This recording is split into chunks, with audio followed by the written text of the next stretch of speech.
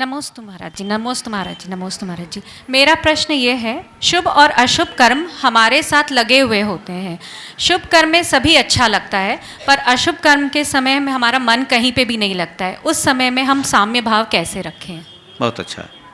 अशुभ कर्म के उदय में मन में समता कैसे लाए? देखिए, इसके लिए तत्व ज्ञान की जरूरत है।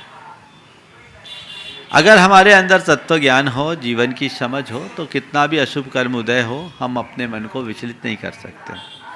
जैसे किसी व्यक्ति को कोई सज़ा मिलती है और उसे लगता है कि ये सज़ा अब मेरे लिए अपरिहार्य है, मुझे भोगना ही पड़ेगा, तो उसे स्वीकार कर लेता है कि नहीं? स्वीकार, जब तक वो स्वीकार नहीं करता दुखी रहता है। अब उसे लगा कि सजा है, स्वीकार करना पड़ेगा, मन ठीक हो जाता है। दूसरा उदाहरण ले लीजिए, रात हो रही है, अंधेरा हो रहा है। अंधेरा किसी को अच्छा नहीं लगता, लेकिन हमें स्वीकार होता है कि नहीं? हम उस अंधेरे को स्वीकार कर लेते हैं। क्या सोचकर स्वीकार करते हैं? भैया ये प्रकृति का नियम है, अभी अंधेरा है, फिर उजाला होगा। हमने स्वीकार कर लिया, हमें कोई तकलीफ नहीं। पर हम अगर उसे स्वीकार नहीं करेंगे तो तकलीफ होगा। अशुभ कर्म का उदय आए, उसे कर्म का फल मान करके स्वीकार कर लो कि ये है, मुझे भोगना ही पड़ेगा। अगर मैं आकुल व्याकुल होकर के भोगता हूँ तो भोगना होगा, और समता से भोगता हूँ तो भोगना होगा। मैं भोगूंगा नहीं, इसको काटूंगा। आकुलता में भोगना है और समता में काटना है, कर्म कट जाएंगे। अपने जीवन को बदलिए। मेरे संपर्क में एक व्यक्ति, देखिए अशुभ कर्म में क्या पुरुषार्थ करना चाहिए। एक व्यक्ति को बहुत बड़ा नुकसान हो गया। बड़ा धार्मिक व्यक्ति था, उदार था, दानशील था, लेकिन अचानक ऐसा नुकसान हुआ कि 10,000 रुपया देने लायक भी नहीं बचा। पर उस व्यक्ति ने उस घड़ी में अपने आप को पूरी तरह संभाले रखा, रंच मात्र विचलित नहीं हुआ और कहीं इधर उधर नहीं डगमगाया।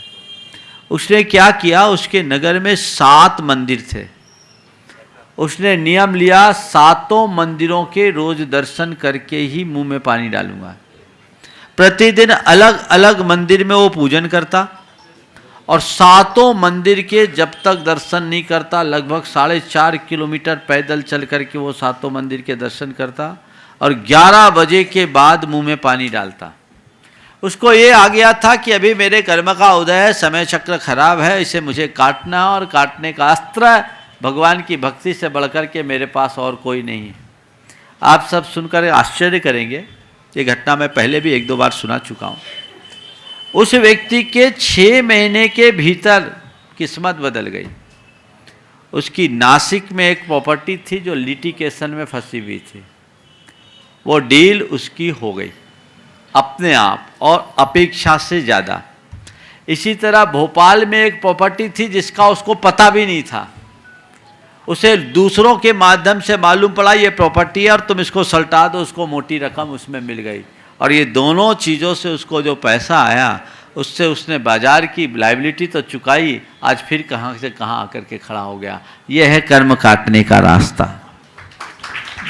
अगर वो धीरज खो देता, अधीर हो उठता, तो या तो डिप्रेशन में चला जाता, या उल्टा सीधा कर्म कर लेता, या जीवन भर दुखी बना रहता।